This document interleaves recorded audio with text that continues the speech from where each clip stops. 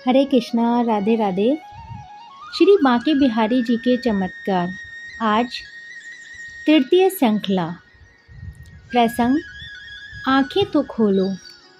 हमारे भारतवर्ष में ऐसा कौन है जिसने बांके बिहारी जी का नाम ना सुना होगा। हाँ, वृंदावन वाले बांके बिहारी। भारतवर्ष ही क्या, विश्व से बहुत भक्त दर्शन करने आते हैं बांके बिहारी जी की। उनकी कृपा की एक झलक पाना चाहते हैं, चाहे वो किसी भी देश, पंथ, धर्म, मजहब का क्यों न हो। बांके बिहारी जो अति कृपालु ठाकुर हैं, वो पतित से भी पतित जीव को अपना बना लेते हैं। आज की कथा ऐसे ही एक भक्त नूर मोहम्मद की है, जो जाति से यवन था। नूर मोहम्मद ने अपने शैशव की देहली लांघकर यौवन में प्रवेश किया तो उसे जाति, धर्म और संप्रदाय के दायरे में बंधी जगड़ी इस दुनिया को देखकर बड़ा दुख हुआ। उसका मन किसी प्रकार भी यह मानने को तैयार ना था कि हर कबीले का खुदा जुदा जुदा होता है। कीड़ी से कुंजर तक सब जीव जंतु, सूरज, चंदा, तारे, हवा, पहाड़, नदी, झरने, फल फूल, अव्यक्त व्यक्त, दूर पास, जहाँ कहीं जो भी कुछ भी है वह उसी चरम का विस्तार है। उसका विवेकी मन किसी एक ऐसे मजहब के पिंजड़े में कैद न हो पाया जो बहुत बड़े भाग को अपने से काट कर चलता है। नूर मोहम्मद ने संतों की संगत की, फ़कीरों और फक्कड़ों की जमात में रहा, पर सब जगह उसने पाया कि लोगों ने इंसानियत को काटकर टुकड़े टुकड़े कर रखा है।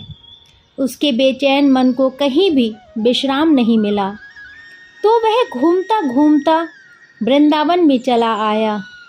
जाड़ा ढल चुका था और बसंत पावन सुमनों की गंध से बोझिल हो चली थी। नूर मोहम्मद यमुना तट पर बिमल बालुका में खड़ा खड़ा सामने की निकुंजों से झांकते हुए उदीयमान सूर्य की रेशमी किरणों के जाल में उलझा था। तभी उसने सुना कोई मधुर कंठ से गा रहा था, नहीं हिंदू नहीं तू रखम, नहीं जैनी अंग्रेज, सुमन संहारत रहत नित्य कुंज बिहारी सेज। कुंज बिहारी सेज छोड़ी मग दक्षिण डेरो, रहे बिलोकत केली नाम भगवत अली मेरो। श्री ललता सखी पाए कृपा सेवत मुख श्यामा ही की, नहीं काहू सो द्रोह मोहे काहू सो है नाही। नहीं हिंदू नहीं तू रखम, नहीं जैनी अंग्रेज। नूर मोहम्मद ने उधर देखा। सारे शरीर पर रज जमाए हुए एक संत अपनी धुन में गा रहे थे। नूर मोहम्मद के कदम अचानक ही उधर मुड़ गए और संत ने दूसरा पद गाना शुरू कर दिया। हमारो वृंदावन पुर और माया काल, तहाँ नहीं व्यापे जहाँ रसिक सिर मोर। हमरो वृंदावन पुर और छूटी जात सब असद बासना, मन की दौड़ा दौड़। भगवत रसिक बताया श्री गुरु, अमल अलौकिक ठौर। हमरो वृंदावन पुर और। आप तो बहुत अच्छा गाते हैं, पर इस एकांत शांत वन प्रांत में आप यह गाना किसको सुना रहे हैं?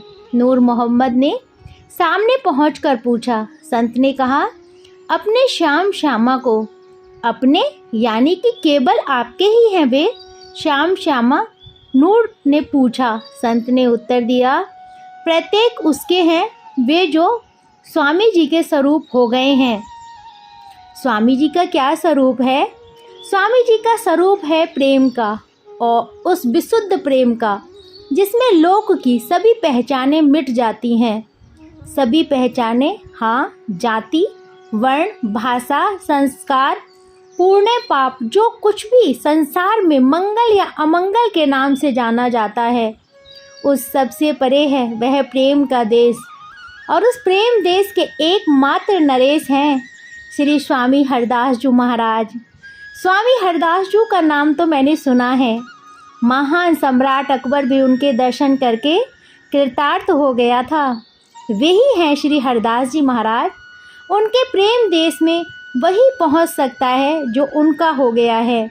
कभी उनके लाडले ठाकुर श्री बांके बिहारी जी महाराज के दर्शन किए हैं तुमने? नहीं किए हैं महाराज, पर माया काल से परे रहने वाले श्याम श्यामा की भी प्रतिमा, कभी तुम्हें प्यास लगी है? रोज लगती है। पानी पीते हो? पीता हूँ।